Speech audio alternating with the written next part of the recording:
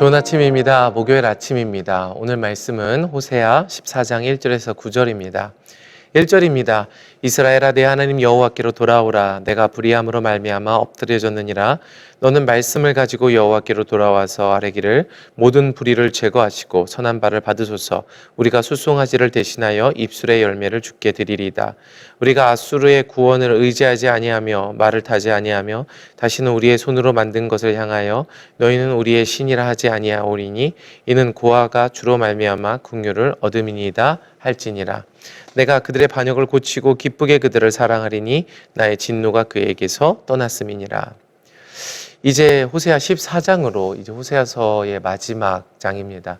이 마지막 장에는 하나님께서 이스라엘 백성들에게 정말 궁극적으로 하기 원하셨던 그 말씀, 하나님의 의도가 매우 잘 드러나 있습니다. 이스라엘 백성을 향한 하나님의 의도는 무엇입니까? 바로 이스라엘 백성이 다시 하나님께로 돌아오기 원하신다는 것입니다. 하나님께서는 지금까지 이스라엘 백성의 그 간음한 죄, 우상의 죄, 또 하나님보다 이 다른 이방 나라를 더 의지한 여러 가지 죄들에 대해서 분명히 지적하셨습니다. 그리고 그 죄로 인해서 어떤 끔찍하고 안타까운 심판을 받게 될지에 대해서 분명히 말씀하셨습니다. 그런데 이 모든 죄를 지적하시고 이 심판을 말씀하신 이유가 바로 그들이 지금 이미 넘어져 있는 자인 것을 깨닫고 다시 하나님께로 돌아오게 하기 위함이었다라는 것을 오늘 우리는 본문을 통해서 알 수 있는 것입니다. 그렇게 하나님 앞에 이스라엘 백성이 하나님의 부르심을 듣고 돌아올 때 어떻게 고백합니까? 아수르의 구원을 이제 이스라엘이 의지하지 아니하며 말을 타지 아니하며 다시는 우리의 손으로 만든 것을 향하여 우리 신이라 하지 아니하오리니 이는 고아가 주로 말미암아 긍휼을 얻을 것이다 라고 이야기하고 있습니다. 이제 이스라엘 백성은 더 이상 우상을 섬기지 않고 다른 이방 나라를 의지하지 않습니다. 자기의 말과 병거를 의지하지 않고 오직 하나님만을 의지하기로 결정한 것입니다. 그러면서 무엇이라 고백합니까? 자기 자신들에 대하여 우리가 고아라고 이야기합니다. 하나님 아버지가 없으면 살 수 없는 자, 하나님 아버지의 도움이 없으면 생존할 수 없는 이 고아와 같은 자라고 자기의 지금 처지에 대해서 깨닫고 고백하고 있는 것입니다. 그러면서 이스라엘 백성은 하나님께로 돌아오는 것이죠. 성도 여러분, 오늘 첫째로 이것이 하나님의 은혜임을 기억하시기 바랍니다. 바로 죄를 깨닫게 하시고 하나님께로 돌아오게 하시는 것이 하나님이 우리에게 주시는 가장 큰 축복인 것입니다. 이 축복을 누리고 사모하시는 저와 여러분 되시기 바랍니다. 5절 말씀입니다. 내가 이스라엘에게 이슬과 같으리니 그가 백합화 같이 피겠고 레바논 백향목 같이 뿌리가 박힐 것이라.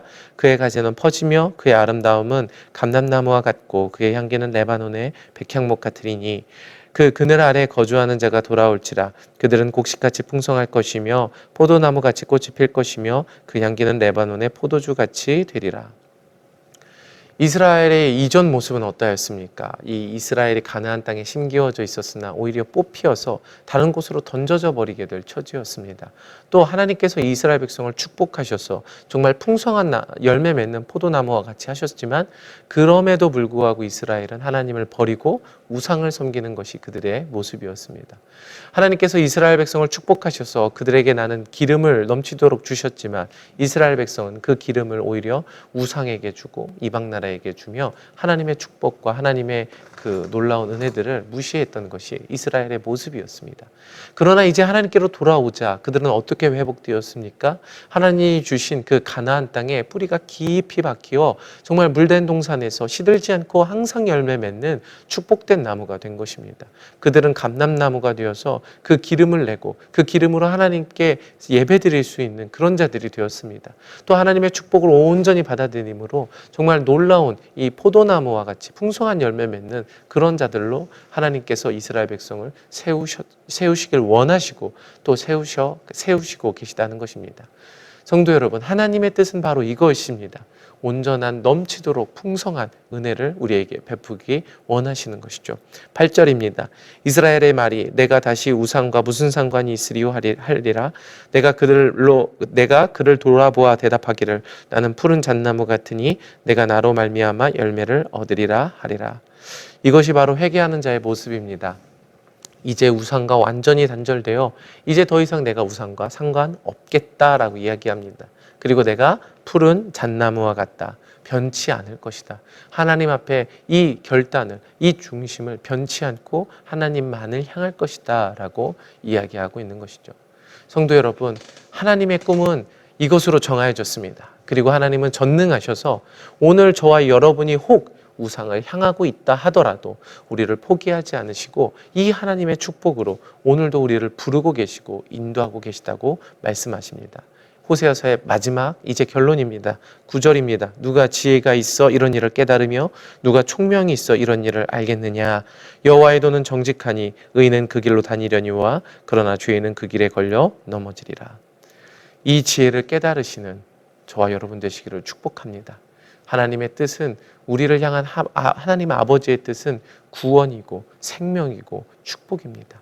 그 하나님의 뜻을 이해하고 우리 안에 있는 모든 우상을 제거하여 하나님께로 온전히 마음을 향하시기를 바랍니다. 이 지혜를 받아서 의의 길로 행하시는 저와 여러분 되시기를 축복합니다.